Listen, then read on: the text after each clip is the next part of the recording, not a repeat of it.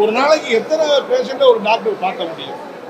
100 பேர் 150 பேரை ஒரு டாக்டர் பார்க்குற போது எவ்வளவு மன உளைச்சல், எவ்வளவு பணி சுமை வருது அப்படிங்கிறதெல்லாம் சொல்கிறேன். கிட்டத்தட்ட பார்த்தீங்கன்னா இந்த 1.5 வருஷத்துக்கு ஒரு வருஷத்துக்கு 4 மாதத்தில் 4000க்கு மேற்பட்ட சீரியஸான அறுவை சிகிச்சையெல்லாம் இங்கே இருக்கிற மருத்துவர்கள் பண்ணியிருக்காங்க. ஒரு 1.5 வருஷத்தில் 4500 பேருக்கு சீரியஸான மருத்துவமனை அறுவை சிகிச்சை பண்ணியிருக்காங்கன்னா ஒரு சிறந்த சேவையை இந்த மருத்துவர்கள் பண்ணிக்கிட்டு இருக்கிறாங்க. எனவே அந்த மருத்துவருடைய அந்த இதுங்கிறது அவங்களுடைய கோரிக்கைகளையும் தேவையான அளவுக்கு மருத்துவ கட்டமைப்பாக மருத்துவர்கள் பணியமைத்து செய்ய வேண்டும் என்று நான் கேட்க விரும்புகிறேன். அடுத்து வந்து மருத்துவமனைகளில் பாதுகாப்பு. இப்போ இந்த சம்பவம் நடந்த உடனே காவல்துறை பாதுகாப்பு போடுறாங்க. ஏன்னா ஒரு 10 நாளைக்கு பாதுகாப்பில் இருப்பாங்க, அப்புறம் திரும்ப போயிடுவாங்க. ஏன்னா காவல்துறை இந்த வேலையை மட்டும் பார்க்க முடியாது, நிறைய வெளியில் அவங்களுக்கு நிறைய வேலைகள். மார்க்சிஸ்ட் கம்யூனிஸ்ட் கட்சியை பொறுத்தவரையில் தமிழ்நாடு முழுவதும் இருக்கிற பெரிய மருத்துவமனைகளில் பாதுகாப்பு ஏற்பாடு செய்வதற்கு ஒரு மருத்துவமனை பாதுகாப்பு படை என்கிற ஒரு தனி அமைப்பை உருவாக்கி அவங்க மருத்துவமனைக்குள்ளேயே இருந்து நோயாளிகளுக்கு பாதுகாப்பு கொடுக்க வேண்டியிருக்கு, டாக்டர்களுக்கு பாதுகாப்பு கொடுக்க வேண்டியிருக்கு, வெளியிலேருந்து வந்து தங்கியிருக்கிற அந்த நோயாளியுடைய உதவியாளர்களுக்கு பாதுகாப்பு தேவைப்படுது.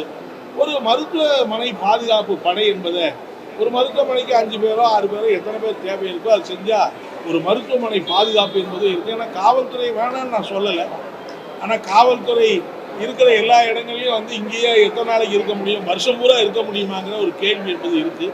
எனவே அதை பற்றி கூட அரசாங்கம் யோசிக்கணும். நான் கடைசியாக கேட்க விரும்புகிறது, இப்போ மருத்துவம் வரக்கூடிய நோயாளிகளுக்கு பலவிதமான மன உளைச்சல்.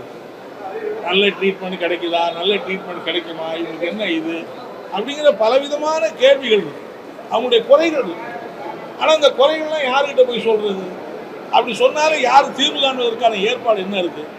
எனவே ஒவ்வொரு மருத்துவமனையிலேயும் ஒரு குறைகள் தீர்ப்பு மையம் என்பதை உருவாக்கி ஒரு தனி அலுவலரை அதுக்கு நியமனம் பண்ணி அவங்க மருத்துவருடைய நோயாளிகளுடைய குறைகளை கேட்பது, அதை உடனுக்குடன் தீர்வு காண்பதற்கான அந்த மெக்கானிசத்தையும் தமிழக அரசு உருவாக்கணும்.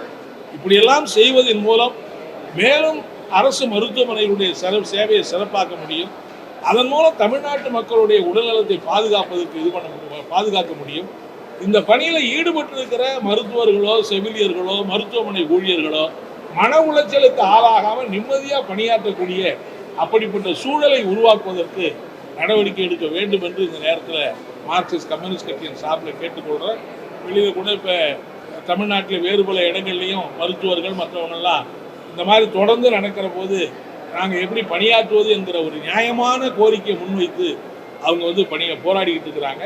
அந்த கோரிக்கையை மார்க்சிஸ்ட் கம்யூனிஸ்ட் கட்சி அவருடைய போராட்டத்துக்கு வாழ்த்து தெரிவித்து அந்த கோரிக்கைகள் மீது உடனடியாக அரசு பேச்சுவார்த்தை நடத்தி தீர்வு காண வேண்டும் என்று இந்த நேரத்தில் கேட்டுக்கொள்கிறேன்.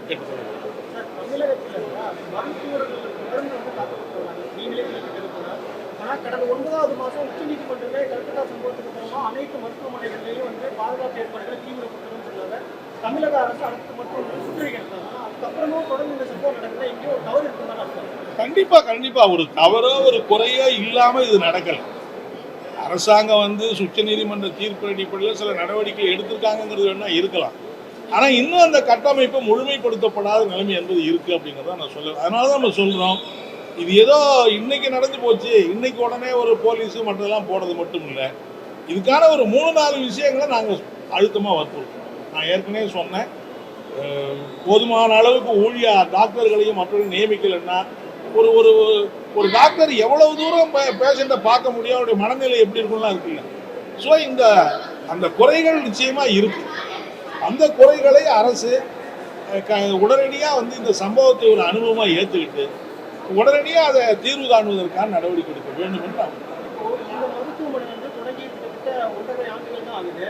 பல தொழில்நுட்பங்கள் இருக்கக்கூடிய மருத்துவமனையாக பார்க்கப்படுது. ஆனால் இங்கே இருக்கக்கூடிய மருத்துவமனையிலே சிசிடிவி கேமராக்கள் கூட பணி செய்யவில்லை அப்படின்றது மருத்துவரோட கோரிக்கையாக இருக்குது.